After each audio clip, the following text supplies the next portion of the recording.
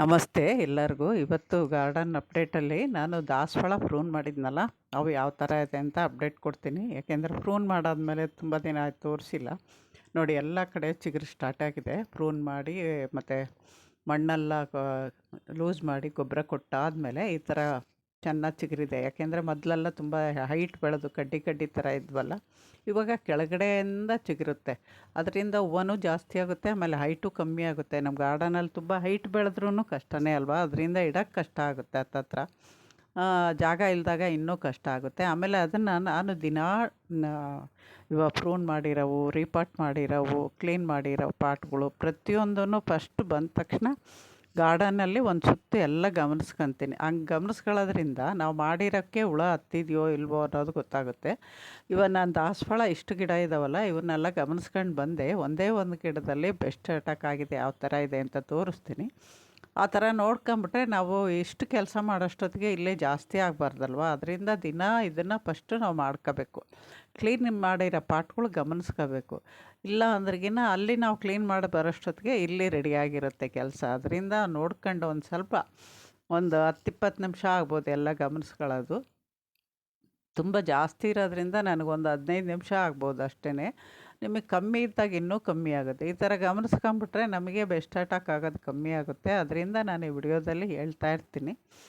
ತುಂಬ ಜನ ಹೇಳ್ತೀರ ನಿಮ್ಮ ಗಾರ್ಡನ್ ತುಂಬ ಕ್ಲೀನಾಗಿದೆ ಹಂಗೆ ಅಂದಾಗ, ಅದಕ್ಕೆ ಕಾರಣ ನಾನು ಡೈಲಿ ಒಂದು ಸರಿ ಬಂದ ತಕ್ಷಣ ಫಸ್ಟು ಯಾವ ಹೂವು ಬಿಟ್ಟಿದ್ದಾವೆ ಅಥವಾ ನಾವು ಕ್ಲೀನ್ ಮಾಡಿರೋ ಗಿಡಗಳು ಸೇಫಾಗಿದ್ದಾವ ಇಲ್ವಾ ಅಂತ ನೋಡ್ಕೊಳ್ಳೋದೇ ನನ್ನ ಕೆಲಸ. ಇವತ್ತು ನೋಡಿ ಎಲ್ಲ ನೋಡ್ಕೊಂಬಂದೆ. ಸುಮಾರು ಎಣಿಸಿಲ್ಲ ನಾನು, ಇದೆಲ್ಲ ಕೆಲಸ ಎಲ್ಲ ಆದಮೇಲೆ ದಾಸವಾಳ ಗಿಡ ಎಷ್ಟಿದ್ದಾವೆ ಅಂತ ಎಣಿಸಿ ಒಂದು ಸರಿ ನಿಮಗೆ ಗಾರ್ಡನಲ್ಲಿ ಇದು ವಿಡಿಯೋ ಮಾಡೋವಾಗ ಹೇಳ್ತೀನಿ. ಇವಾಗ ನಾನು ನೋಡಿಬಿಟ್ರೆ ಬರ್ತಾ ಇದ್ನಲ್ವ, ಒಂದೇ ಒಂದು ಗಿಡದಲ್ಲಿ, ಅದು ನಾಟಿ ದಾಸವಾಳನೇ, ಡಬಲ್ ಪೆಟಲ್ಲು, ಅದರಲ್ಲಿ ಸ್ವಲ್ಪ ಹುಳ ಹತ್ತಿದೆ. ಆ ಥರ ಇವಾಗ ಸಾಮಾನ್ಯ. ಯಾಕೆಂದರೆ ಕಪ್ಪು ಹುಳ, ವೈಟ್ ಹುಳ ಬರುತ್ತೆ. ಇವಾಗ ಕಪ್ಪು ಆಲ್ಸನ್ ಇದರಲ್ಲಿ ಅವರೆಕಾಯಲ್ಲಿ ಬರುತ್ತಲ್ಲ ಕಪ್ಪಗೆ, ಅದೇ ಥರ ವೈಟಲ್ಲೂ ಸ್ಟಾರ್ಟ್ ಆಗಿದ್ದಾವೆ ಇವಾಗ. ಎಲ್ಲ ಗಿಡಕ್ಕೂ ಬರುತ್ತೆ, ಇಂಥ ಗಿಡಕ್ಕೆ ಅಂತಿಲ್ಲ, ನಾವು ಗಮನಿಸ್ಕೋಬೇಕು. ನೋಡಿ ಇಲ್ಲಿದೆ, ನೋಡಿ ಈ ಥರ ವೈಟ್ಗೆ ಸಣ್ಣಗೆ ಗುಲಾಬಿಗೂ ಬರುತ್ತೆ, ಆಮೇಲೆ ತರಕಾರಿಗೂ ಬರುತ್ತೆ, ಇದು ಹೂವಿನ ಗಿಡಗಳಿಗೂ ಬರುತ್ತೆ. ಇದನ್ನು ಗಮನಿಸ್ಕೊಂಡು ಅಲ್ಲಿ ಯಾವಾಗ ಹುಳ ಸ್ಟಾರ್ಟ್ ಆಗಿರುತ್ತೋ ಚಿಗುರಲ್ಲೆಲ್ಲೇ ಜಾಸ್ತಿ ಇದಾಗೋದು. ಅದರಿಂದ ಅಲ್ಲೇ ನೋಡ್ಕೋಬೇಕು ನೀವು. ಅಲ್ಲಿ ಎಲೆ ಮುದುರ್ದಂಗೆ ಆಗ್ಬಿಟ್ಟು ಆ ಬ್ರಾಂಚು ಹೊಸ್ದಾಗಿ ಬಂದಿರೋ ಬ್ರಾಂಚೆಲ್ಲ ಒಂಥರ ಹೆಲ್ದಿಯಾಗಿರಲ್ಲ.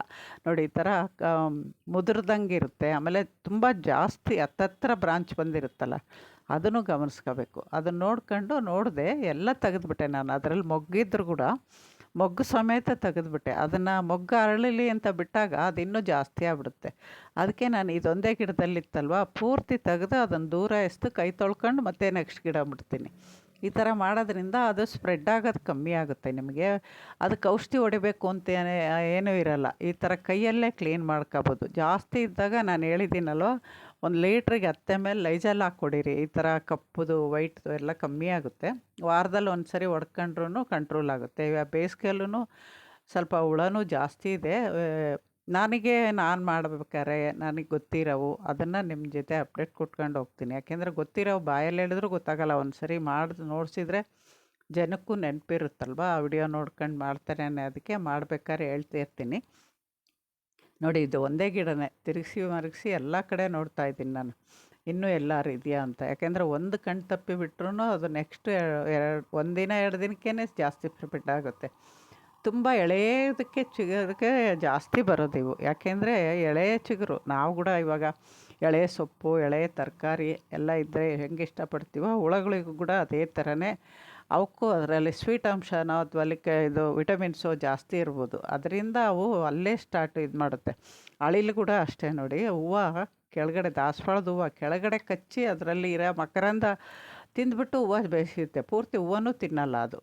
ಎಲ್ಲವಕ್ಕೂ ಅಷ್ಟೇ, ಅದರಲ್ಲಿರೋ ಮೈನ್ ಪಾರ್ಟ್ ಮಾತ್ರ ಬೇಕಾಗುತ್ತೆ. ಹಾಗೆ ಗಿಡಗಳಿಗೂ ಬೇಕಾಗುತ್ತೆ. ಇದನ್ನು ಗಮನಿಸ್ಕೊಂಡು ನಾವು ನೋಡ್ಕೊಂಡಿದ್ರಿಗಿನ ಸರಿ ಹೋಗುತ್ತೆ. ನೋಡಿ ಇಲ್ಲಿ ಒಂದು ಹಣ್ಣೆಲೆ ಆಗಿರೋ ಮಾತ್ರ ಇವತ್ತು ತೆಗೆದಿಲ್ಲ ನಮ್ಮ ಅಳಿಯ, ಒಂದೊಂದು ಕಡೆ ಅದನ್ನು ಮಾತ್ರ ತಕ್ಕೊಂಬಂದೆ. ಅದೊಂದು ಮಾತ್ರ ಗಿಡ ಕ್ಲೀನ್ ಮಾಡಿಬಿಟ್ಟು ನಾನೆಲ್ಲ ಗಿಡ ಅಪ್ಡೇಟ್ ಕೊಟ್ಟು ಇವತ್ತಿನದು ಎಷ್ಟು ಕೆಲಸ ಆಗಿದೆ ಅಂತ ತೋರಿಸ್ತೀನಿ. ಈ ನಾಟಿ ಗುಲಾಬಿ ಅಂತೂ ಗೊಬ್ಬರ ಕೊಟ್ಟ ಮೇಲೆ ಡೈಲಿ ಇರುತ್ತೆ. ಒಂದೊಂದು ದಿನ ಬರೀ ಗುಲಾಬಿ ಗಿಡ ಹೂವನ್ನೇ ಇಟ್ಬಿಟ್ಟು ಪೂಜೆ ಮಾಡ್ತೀನಿ ನಾನು, ಅಷ್ಟು ಇರುತ್ತೆ. ದಾಸವಾಳ ಕಮ್ಮಿ ಆಗಿದೆ ಅಲ್ವಾ, ಅದರಿಂದ ಗುಲಾಬಿ ಹೂವು ಇರುತ್ತೆ. ತುಂಬ ಅಂದರೆ ತುಂಬ ಏನು ಬಿಡಲ್ಲ. ನಾನು ಹೇಳ್ದಂಗೆ, ಬೇರೆಯವ್ರು ಹೇಳ್ದಂಗೆ ಗಿಡದ ತುಂಬ ಹೂವೆಲ್ಲ ಮೊದಲಕ್ಕಿಂತ ಜಾಸ್ತಿ ಆಗಿದೆ ಹೂವು. ಪೂಜೆಗೆ ಆಗೋಷ್ಟು ಹೂವು ಅಂತೂ ಸಿಗುತ್ತೆ ನೋಡಿ. ಇವಾಗ ಇದು ಫಸ್ಟು ಸೆಕೆಂಡ್ ಮಾಡ್ಕೊಂಬಂದಿದ್ನಲ್ವ ಗುಲಾಬಿ ಗಿಡ ಕ್ಲೀನಿಂಗು. ಇವಾಗ ಅದರಲ್ಲೂ ಒಂದೊಂದು ಇವಾಗ 2-3 ದಿನ ಆಯಿತು ನಾನು ಈ ಕಡೆ ಗಮನಿಸ್ಕೊಂಡಿಲ್ಲ. ಅದರಲ್ಲಿ ಆಗಲೇ ಅದರಲ್ಲಿ ಬೆಳೆದಿರೋದು ದೊಡ್ಡದಾಗ್ತಾ ಇದೆ. ಅದನ್ನು ನಾವು ನೋಡ್ಕೊಂಡು ಈ ಥರ ಕೈಯಲ್ಲೇ ತ್ಯಾವ ಇರುತ್ತಲ್ವ, ತ್ಯಾವ ಇರೋವಾಗಾದರೂ ಇನ್ನೂ ಈಸಿಯಾಗಿ ಬರುತ್ತೆ ಬೇರು ಸಮೇತ. ಇವೇ ದೊಡ್ಡದಾಗಿ ಹಾಕ್ಬಿಟ್ರಿಗಿನ ಅದು ನಾವು ತಿಂಗಳಾನುಗಟ್ಲೆ ಇವಾಗ ಮಾಡ್ತಾಯಿದ್ದೀನಲ್ಲ ಕೆಲಸ, ತಿಂಗಳಾನುಗಟ್ಲೆ ಆ ಥರ ಆಗ್ಬಿಡುತ್ತೆ. ನಾವು ಅವಾಗವಾಗ ಗಮನಿಸ್ಕೊಂಬಿಟ್ಟು ಹಾಗೇ ತೆಗೆದುಬಿಟ್ರೆ ಸರಿ ಹೋಗುತ್ತೆ. ಇದು ಒಂಥರ ಹುಳಿಸೊಪ್ಪೆ, ಆದರೆ ಗೆಡ್ಡೆ ಅವು ಒಳ್ಳೆ ಗೆಡ್ಡೆಗಳೆಲ್ಲ ಜಾಸ್ತಿ ಆಗ್ಬಿಟ್ಟು ಎಲ್ಲ ಕಡೆ ಅದೇ ಬೆಳೆಯೋಕ್ಕಾಗುತ್ತೆ. ನಮಗೆ ಒಂದೊಂದು ಉಪಯೋಗ ಇರೋವು ಕೂಡ ಜಾಸ್ತಿ ಬೆಳೆಯೋಕ್ಕಾಗಲ್ಲ.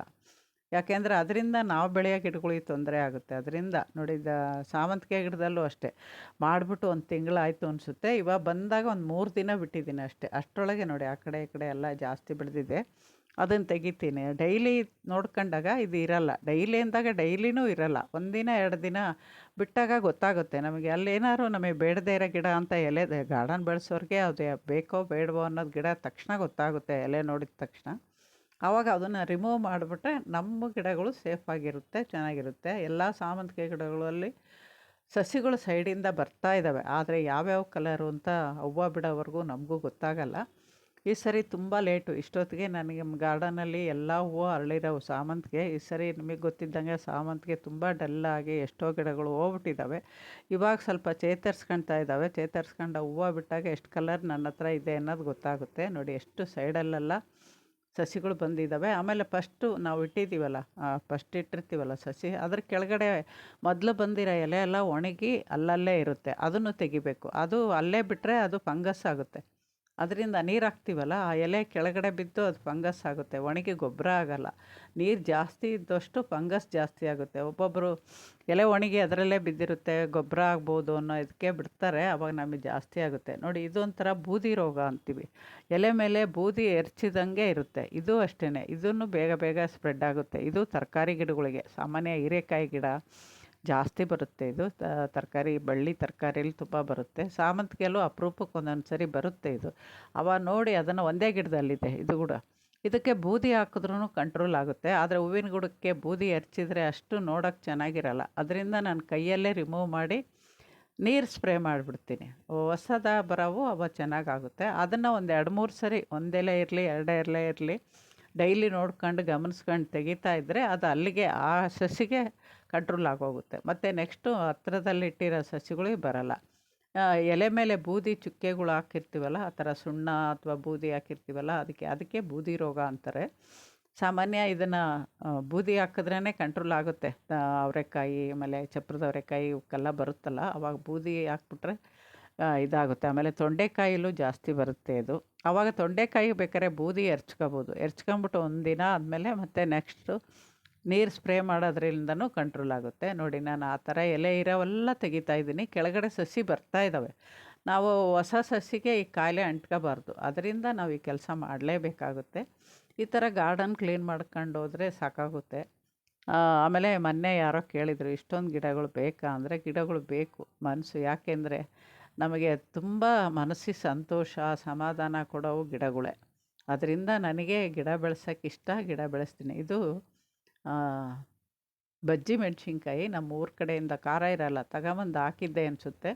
ಅದು ಸೇವಂತಿಗೆ ಗಿಡದಲ್ಲೇ ಇದ್ವು, ಅಲ್ಲಲ್ಲೇ ಇಟ್ಟು ನಾಟಿ ಮಾಡಿದ್ದೆ. ಕ್ಲೀನ್ ಮಾಡಾದ್ಮೇಲೆ ಅವು ಇವಾಗ ಆಗಲೇ ಕಾಯಿ ಬಿಡ್ತಾ ಇದ್ದಾವೆ ಹೂವು. ಇವು ತುಂಬ ಜಾಸ್ತಿ ಬೀಜನೂ ಮಾಡ್ಕೊಂಡಿದ್ದೀನಿ. ಒಂದು ಸೈಡಿಗೆ ಬೀಜ ಹಾಕ್ಬಿಟ್ಟು ಗಾರ್ಡನ್ನೆಲ್ಲ ಕ್ಲೀನ್ ಆದಮೇಲೆ ಸ್ವಲ್ಪ ಪಾಟಲ್ಲಿ ಇವು ನೆಡಬೇಕು. ಯಾಕಂದರೆ ಈ ಥರ ಮೆಣಸಿನ್ಕಾಯಿ ಈ ಕಡೆ ಸಿಗೋಲ್ಲ. ನಮ್ಮ ತಂಗಿ ಊರಿಂದ ತಂದಿದ್ದು ಅದನ್ನ. ಅವನ್ನ ಸ್ವಲ್ಪ ಉಪ್ಪು ಜೀರಿಗೆ ಹಾಕಿ ಎಣ್ಣೆಯಲ್ಲಿ ರೋಸ್ಟ್ ಮಾಡಿ ಹೆಂಚಿನ ಮೇಲೆ ತಿಂದರೂ ಚೆನ್ನಾಗಿರುತ್ತೆ, ಬಜ್ಜಿ ಮಾಡಿದ್ರೂ ಚೆನ್ನಾಗಿರುತ್ತೆ.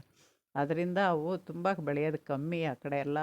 ಇವಾಗ ಅದು ರೇಟ್ ಸಿಗೋಲ್ಲ ಅಂತೇಳ್ಬಿಟ್ಟು ಬೆಳೆಯಲ್ಲ. ಯಾಕೆಂದರೆ ತುಂಬ ದಿನ ಇಟ್ಟರೆ ಅವು ಹಾಳಾಗುತ್ತೆ, ತಡೆಯಲ್ಲ ಮೆಣಸಿನ್ಕಾಯಿ. ಅದರಿಂದ ಆಮೇಲೆ ನೋಡಿ, ಇದು ಇವತ್ತು ಕ್ಲೀನ್ ಮಾಡೋಣ ಅಂದ್ಕೊಂಡಿದ್ದೀನಿ. ನೋಡೋಣ ಎಷ್ಟಾಗುತ್ತೆ ಅಂತ ಗೊತ್ತಿಲ್ಲ.